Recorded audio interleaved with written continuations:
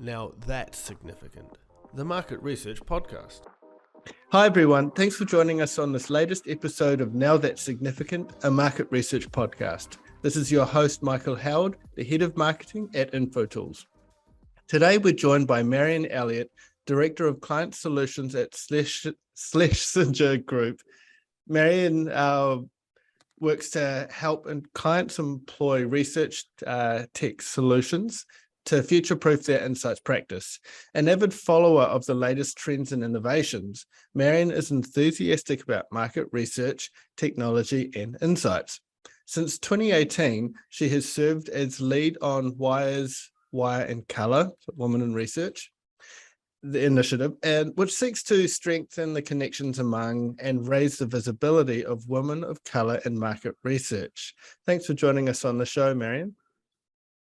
Thank you for having me. I'm happy to be here and speak to you today.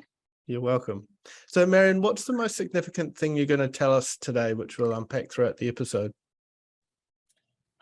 Pretty much kind of discuss what I'm passionate about in market research. Excited about ResTech, especially where we are currently in the industry.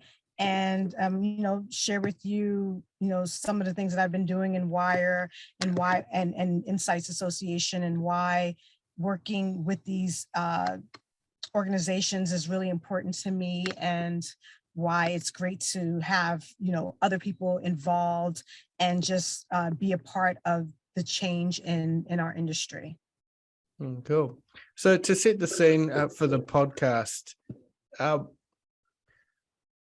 what do you think the future could look like, the utopia, if you will, that we're aiming for when it comes to DE&I?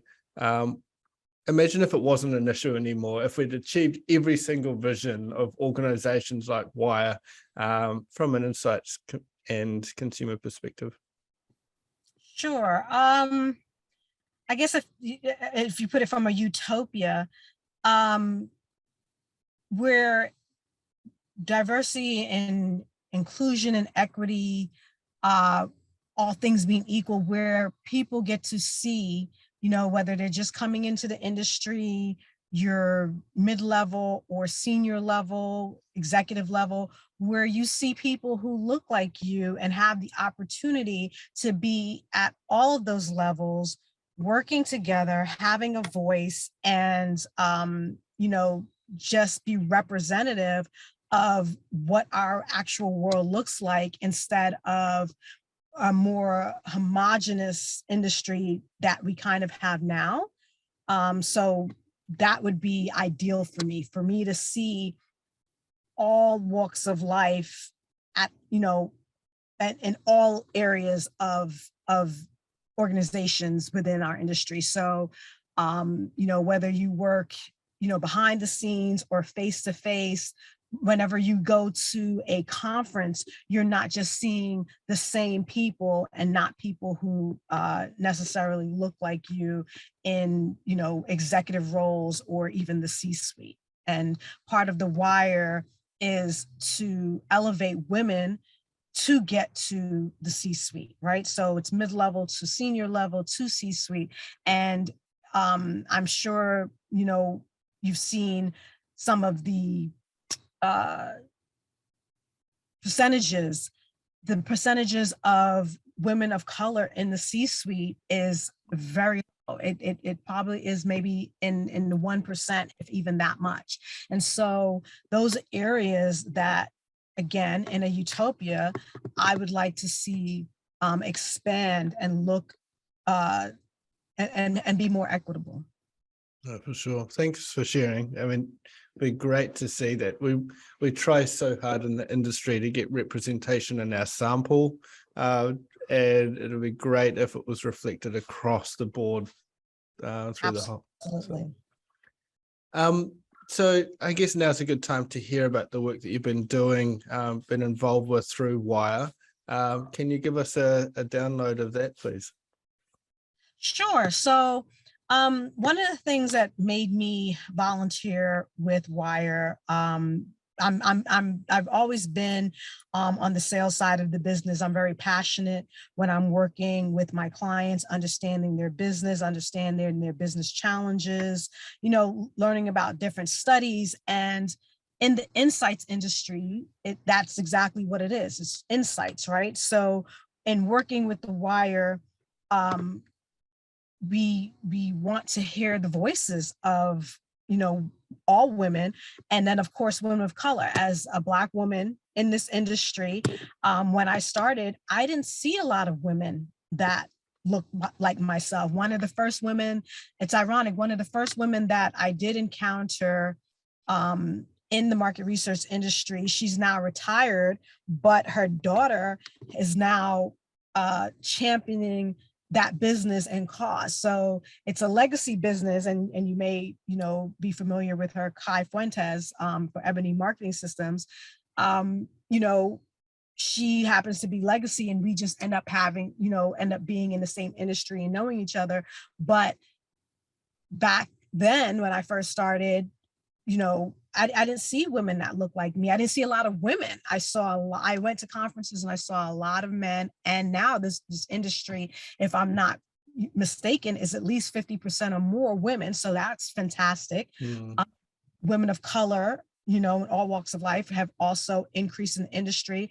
But what has slowly been increasing is our voices, and making sure that we connect, and we know that we're represented in different states and around the world. And Wire is one of those organizations. We are now global. It started out small in California, and now we're a global organization that, again, supports women. Wire in Color supports women of color, so that we can all come together, make sure our voices are heard, support one another, mentor. Wire has a wonderful mentorship program. So, we mentor for Wire in Color since inception. We have a Slack channel where we're able to come together and just kind of talk about certain challenges, find out where we are in other cities, talk about research challenges. I've put together webinars to talk about various topics, whether it be within DEI or DEI within market research, together research topics, and just an opportunity for these different women to be heard, because again, sometimes we don't know that we're here in this industry, we're doing the work, we're not always getting the accolades for doing the work, but that is also slowly changing. And so that's very important to me, to be a catalyst in that change. Yeah, cool. So carry on, keep going. I was saying, Wire has always been known for networking as well. And that is one of the things that COVID, unfortunately, put a wrench in that, and we weren't able to really get together the way we needed to. But I'm working on that. I, plan to have our first Wire in Color networking event launched in New York City, and then also push that throughout the US as well as globally, because it's very important that we know that, we have similar stories and we can share, and that is very, very important to feel included and in an inclusive environment. So these are the things that I'm passionate about. These are the reasons why I volunteer. And, so many people, when we started, I would say maybe like 50, and now we're almost like 500 people have joined Wire in Color. And of course, Wire itself has over thousands of people that are involved. So it's a wonderful organization, and I hope to continue volunteering and doing what I can to help within the industry. No, well done. It's amazing work.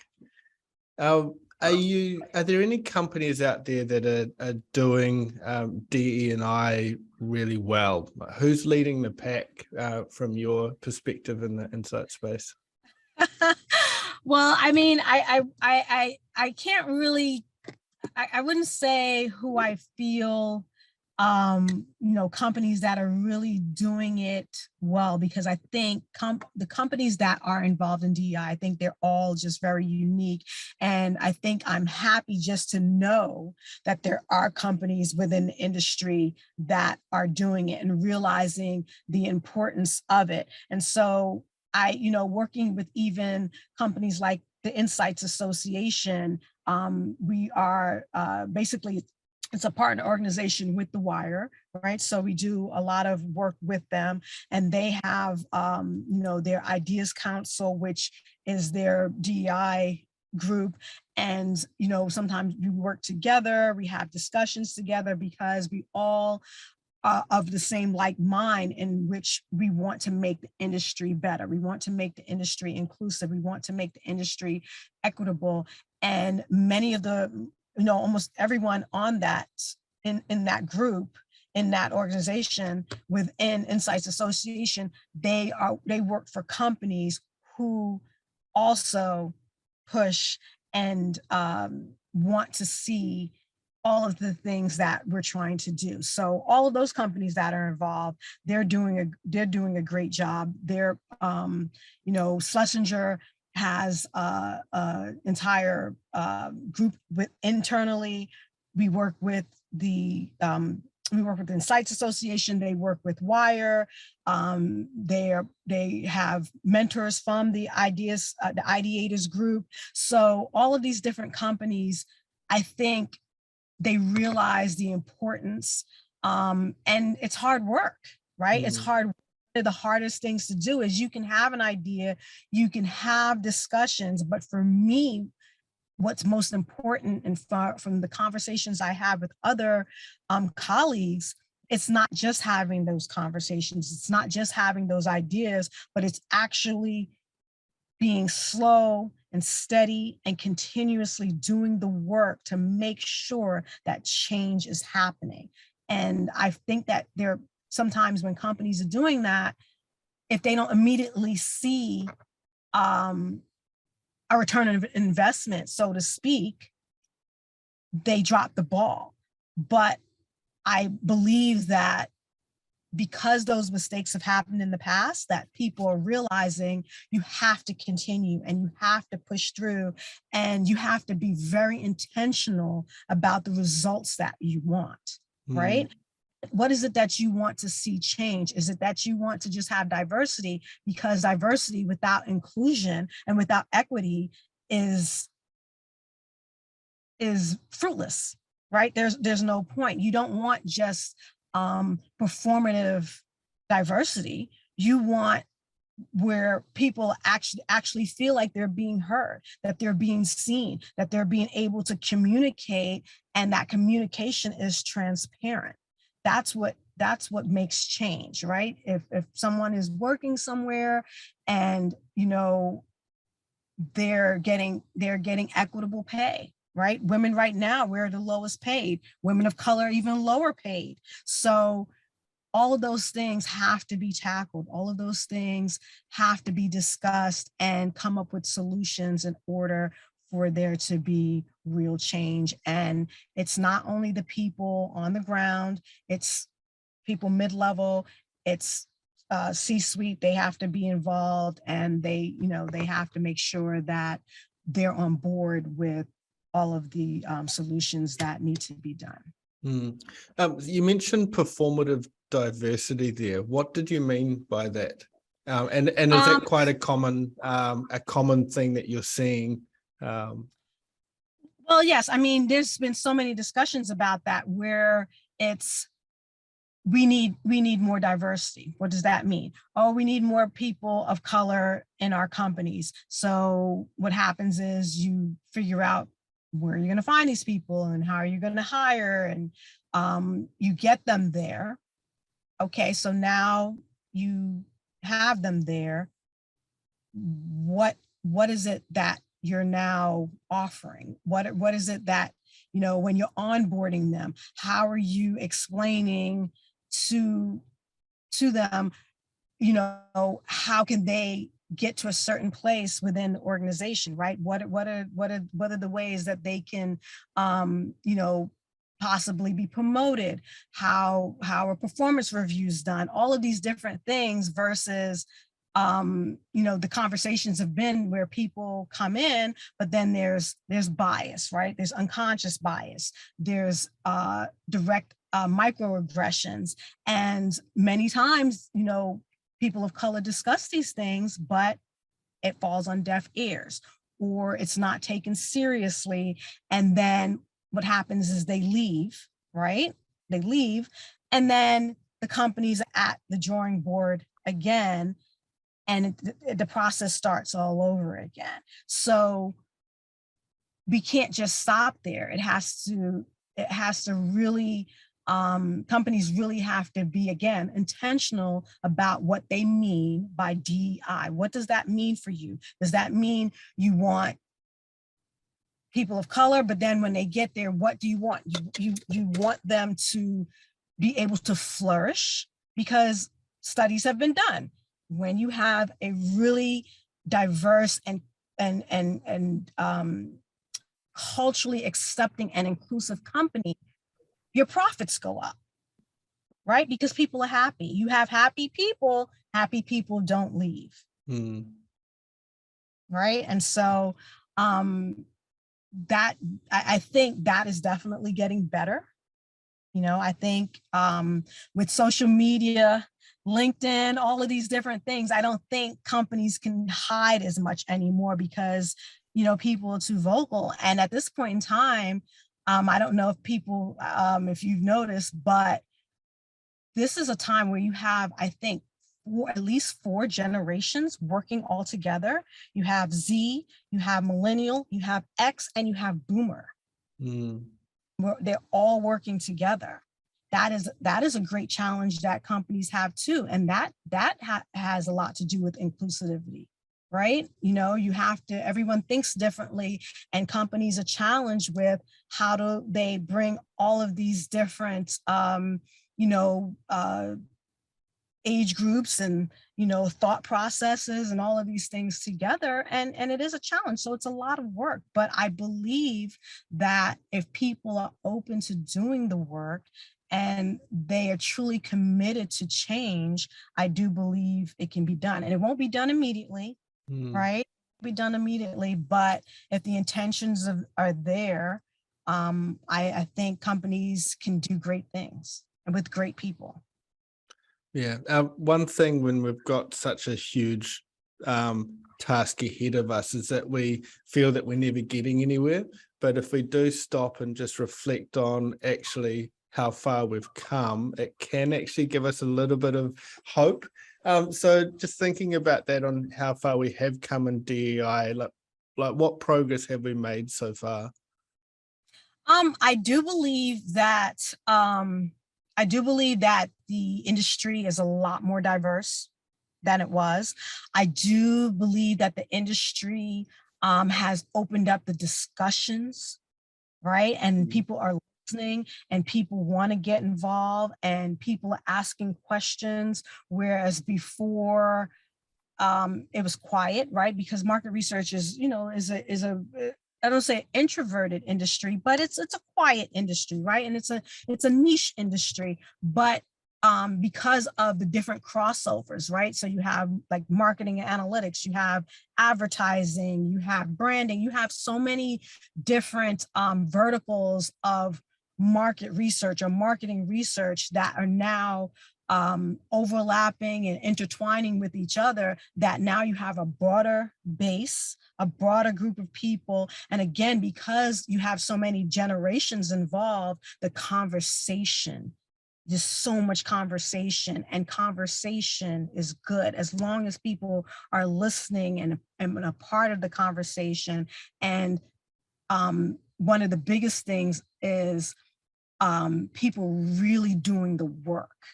There's so much work that's being done by so many wonderful people within the industry, and smart people and dedicated people, that has been a huge change.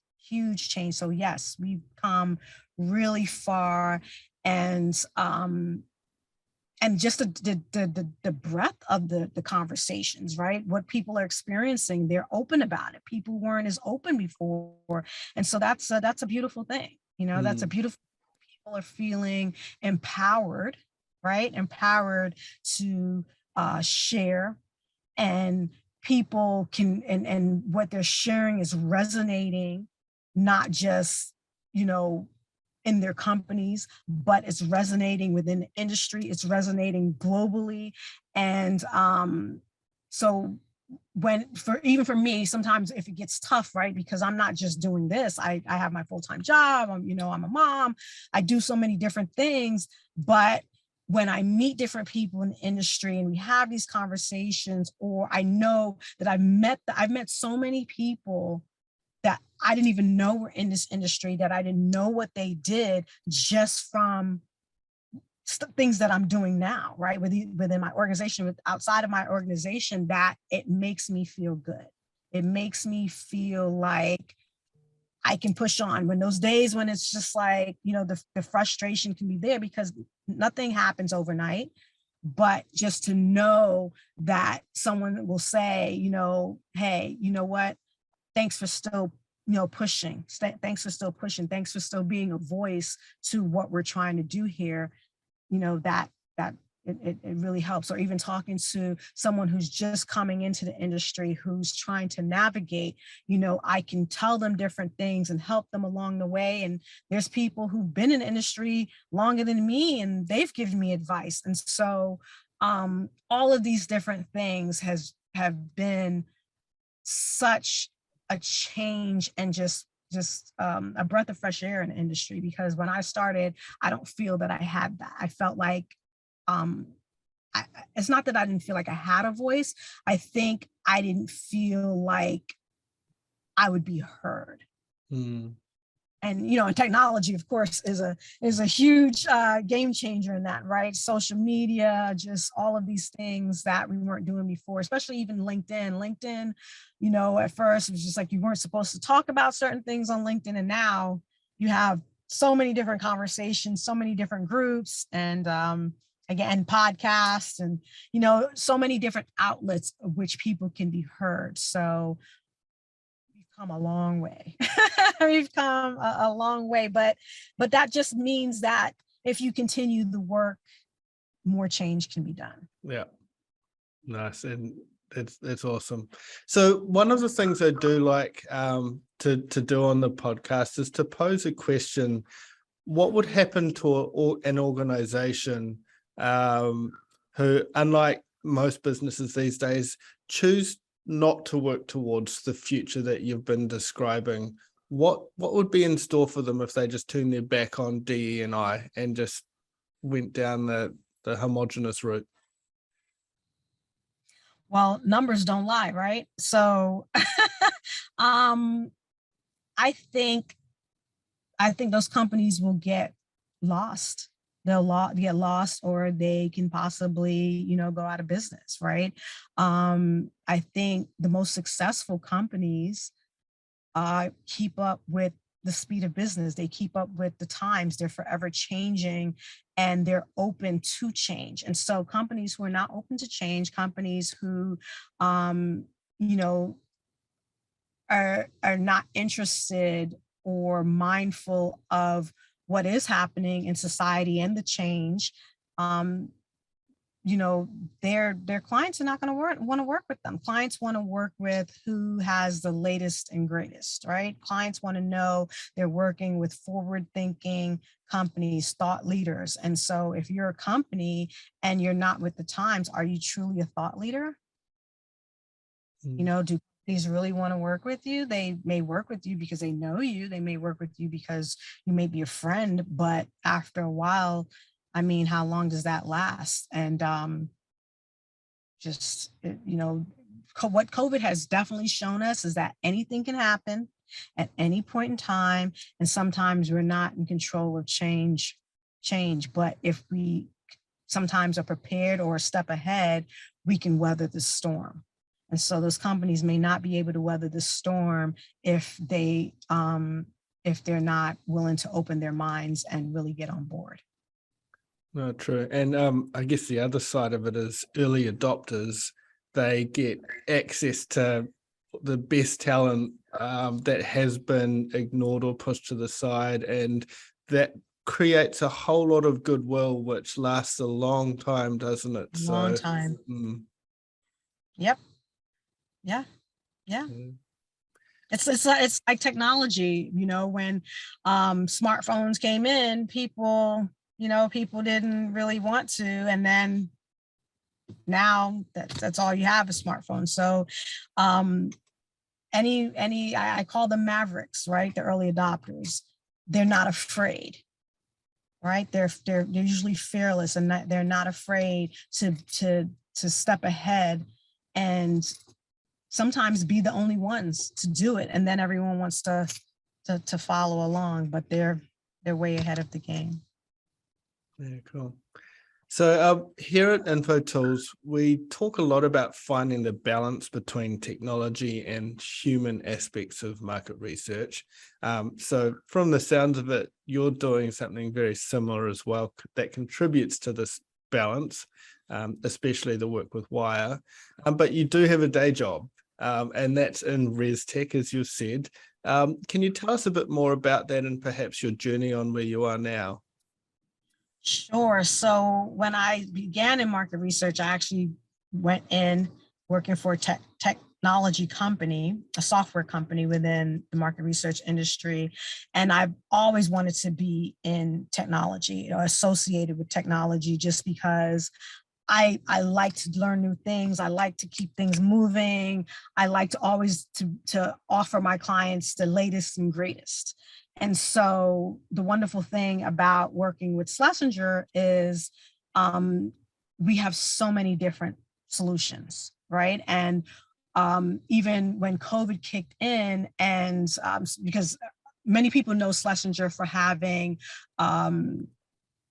in-person facilities for focus groups and IDIs and things of that nature, but we were able to just seamlessly transform and jump right into online. We already had our online data collection, because I came from MarketCube, which was acquired by Schlesinger, and so we were already online. So that transition was just really easy. People were able to just jump on board and do online surveys and keep their business and projects going. And then on the qualitative side, we have our online digital solutions. If you want to do IDIs, focus groups, ethnographies, we have all of these things. And if a lot of companies do mixed methodologies where they combine quant and qual. And so that's another thing that I actually love about market research and ResTech is how far we've come along. And so what excites me is when I can rise to the challenge of whatever my client's need is and just come up with, different solutions and just talk about ways that we can, get them to their goal. And so there's always something new. Right, there's DIY, there's like on the panels. There's so many different solutions that we currently offer that it's an exciting position to be in. Yeah, cool. Access to all of that, not just one offering, so to speak. No, I can definitely relate to that. So thinking about ResTech a bit deeper now, what innovations are you seeing come into play that you're particularly excited about? That's a tough one. That's a tough question. I think some of the DIY solutions, as well as some of the solutions that allow you to house all of your different market research together. So you can have, there's like we have a product Methodify that allows you to put a lot of your different platforms on one platform. So you can do different things within one platform. And then we have a DIY is very important, right? So sometimes you need something very quick turnaround, and you need to be able to just jump in a platform and punch in what you need, get a fast turnaround, and get your study going. So one of the things with ResTech that is going to continue, and I always like to see all of the different exciting solutions there, is that you have to be able to be quick turnaround, seamless solutions, along with the human factor, right? So the human factor of,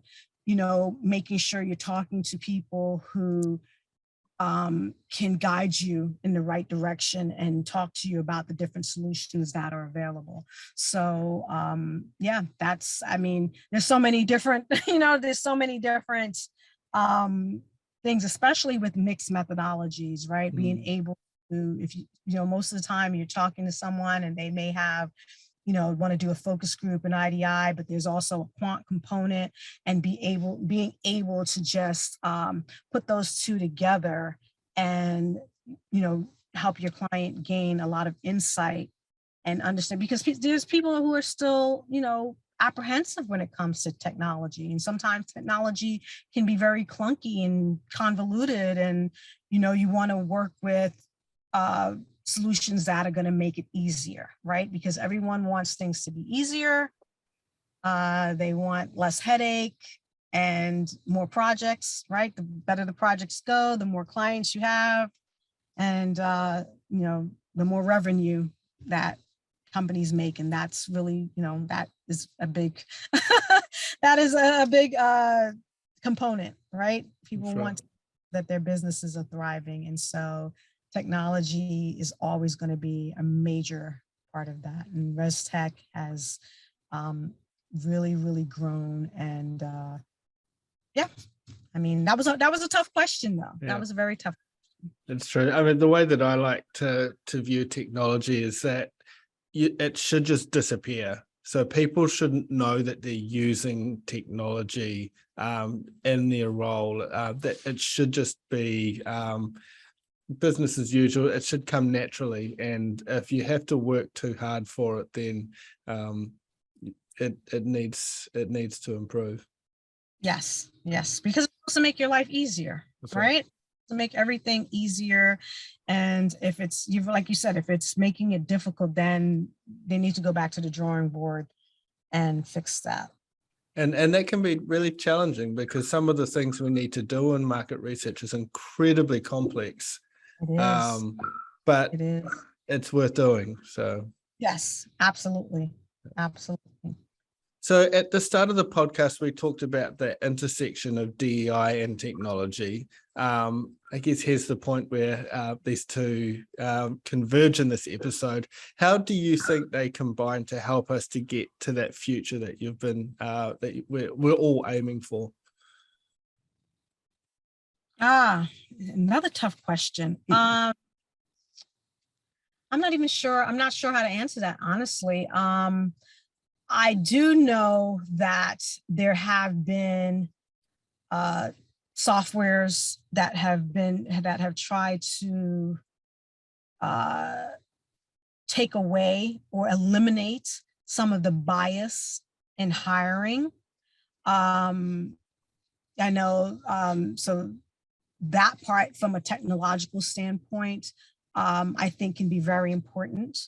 So kind of like The Voice, that reality singing competition, but without with hiring. Exactly. Is that the one where the person wears the mask? Is that the one? It was the one where the judges all sat facing away. Yes. They would. Exactly. So that's that. And then even in and I don't know if this is necessarily technology, but just right, when people are putting together surveys or studies, just being mindful of your audience and being mindful of bias. And I don't necessarily know if that's technology related, but it's definitely related when it comes to research, right?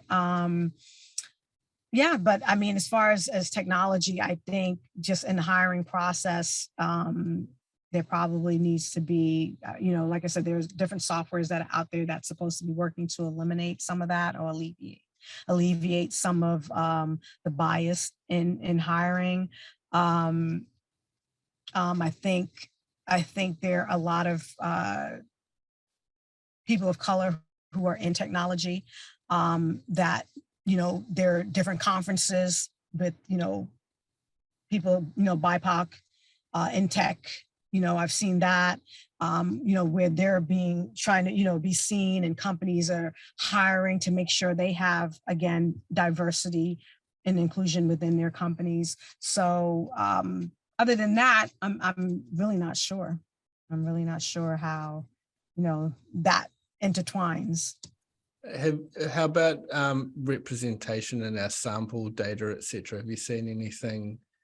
Right. So that's when I was talking about, that's not necessarily related to technology and to me, but right. So that's what I was mentioning earlier about making sure the questions, you're very, not necessarily even direct, but you're careful with the questions that you're asking, right? Because you can leave out an entire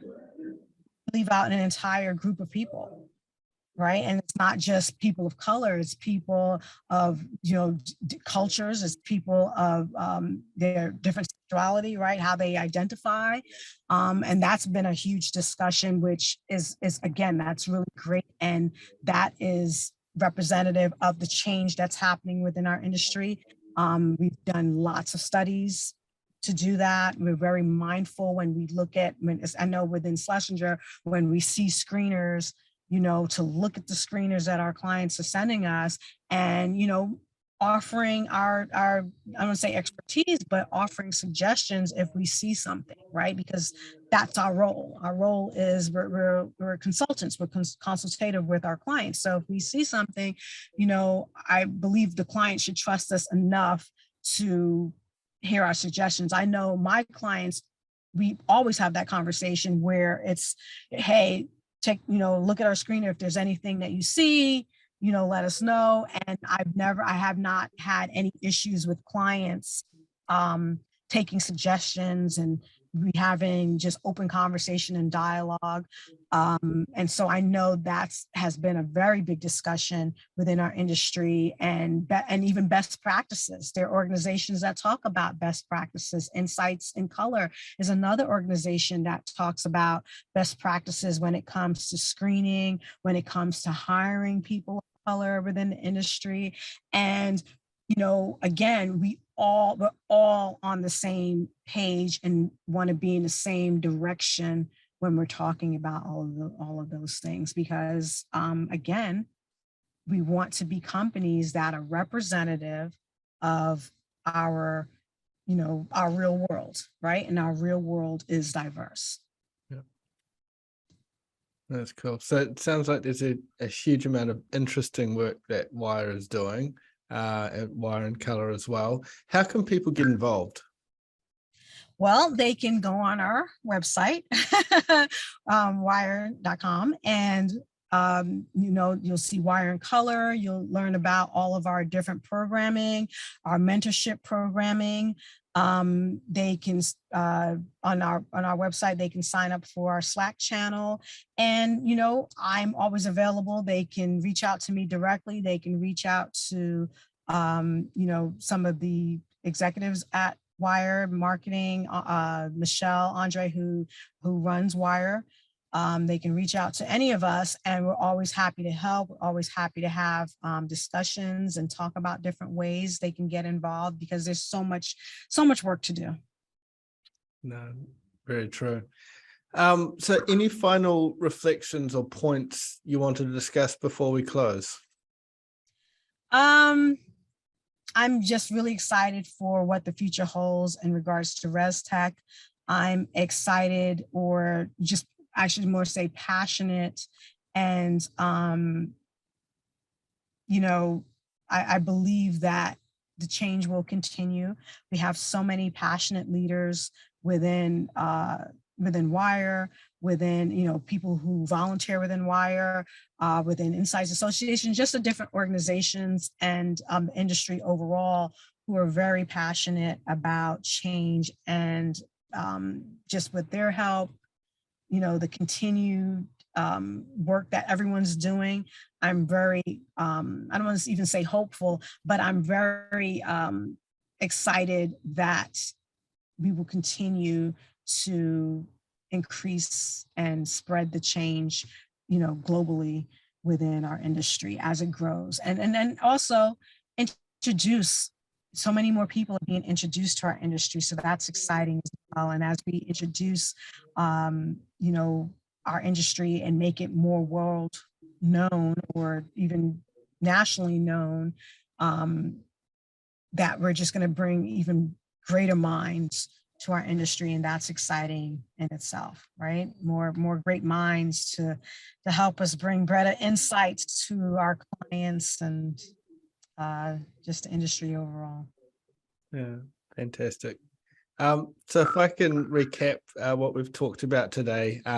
So your work, Marion, with Wire and Color, throughout the industry for throughout your whole career, really. And you talked about the challenges that we have been, you have been facing, which don't just impact people of color or women, but everyone. And Yes. that it's not just in the market research space, but consumers as well, because if we're too narrow on who's creating insights, and that biased view is getting passed down into the products that are made, the services that are run and offered, and we're missing several tricks. So you set the scene on what the future would look like, that utopia that we're aiming for. And I really hope we get there a lot sooner than we have, than is expected as well, because we all have so much to gain. You talked about some of the work that Wire and Color is doing, the leadership programs, etc., the mentorship that is helping people to find their place and their belonging in the industry. You talked briefly about who's doing well or leading the pack, and it's those that are involved in initiatives like this here. The Insights Association, for instance, the Idea Council, are helping, and a lot of organizations, individuals are part of that, male, female, different races as well. So everyone getting involved, which is good to see. We touched on performative diversity as well, to make sure that companies just aren't ticking boxes with their diversity, but actually putting in things that will give longevity to these initiatives as well, which is vital. You talked about how far we've come as well, and it was quite touching as well, just to see where the thoughts that you had when you went into the industry, but now starting to see far more wider views and etc., and people there too. And we touched on some of the things that businesses are missing out on if they were to not take DE&I seriously. So thank you for that as well. And then also we went into ResTech as well, and the role that plays in market research, but also in diversity, equity, inclusion, and also access as well. So I think I covered most of it there. Any final points? You did. I think you did. If you left anything, it was just a lot. So no, this is great. I think we covered as a lot. We covered a lot, and I definitely appreciate you giving me the opportunity to share all of this. Sometimes you don't think that a lot is being done, but when you literally discuss it, you realize, it's a great thing, and I love this industry. So No, I do thank you for all the work you do. One little point you may not know, on the back of our $10 note is Kate Shepherd, and she was one of the leading women in the suffragette movement in New Zealand. So it's really cool. Back in the early 1900s, she stood up for women's rights there, and you look at the benefits that's flowed on. That my wife, my daughter, or daughters, that they're all experiencing now. And one day that will be because of the work you're doing as well, in and around the world. So keep it up. Well done. oh, thank you. I appreciate it. I appreciate it. Okay, well, a big, oh, sorry? I said, this has been fun. Yes. So thank you so much for joining us on the episode today, Marion. Well, thank you for having me, Michael. You're welcome. And to everyone else who's joined in, thanks for listening. Feel free to subscribe, share, or leave a review on your podcast platform. Also, don't forget to check out Wire and Colour as well, and support the great work that they're doing there. So thank you for listening to Now That's Significant. Bye. Take care.